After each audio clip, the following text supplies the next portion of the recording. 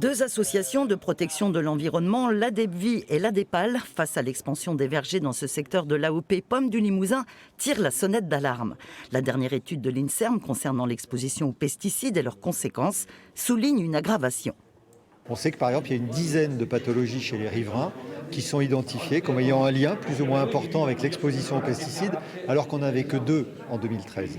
Donc on sait que le problème progresse, on a des bases scientifiques pour l'évaluer, et le pouvoir politique ne bouge pas, il est droit dans ses bottes. La présomption forte d'un lien entre l'exposition professionnelle ou environnementale aux pesticides et de cas de lymphome, méliome, maladie de Parkinson ou cancer de la prostate était hier au centre des débats. Dans la salle, de nombreux riverains. Ils sulfatent quand il y a du vent, ils n'ont pas le droit, mais il faut qu'ils bossent les mecs. Mais c'est une espèce d'engrenage. Mais pour aboutir à un fruit parfait, on a entre 40 et 50 traitements par an. Cette Arédienne, dont l'enfant souffre de troubles de la croissance, tenait à partager sa détresse. Ça fait peur, oui. Oui, franchement, je fais le lien.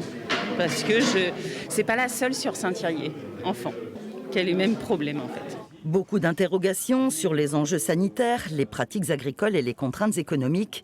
Les producteurs de l'AOP Pommes du Limousin, membres de la coopérative Limdor, étaient également présents. On n'est pas des défenseurs des produits phytosanitaires, très loin de là. On est des utilisateurs dans un cadre réglementaire, c'est le législateur qui décide. Et nous, aujourd'hui, on est plus restrictif que la réglementation. On n'utilise pas tout ce qui est autorisé, on utilise le moins possible. Cette soirée a permis de confronter les points de vue en tentant de dépasser les clivages sur cette question de santé publique.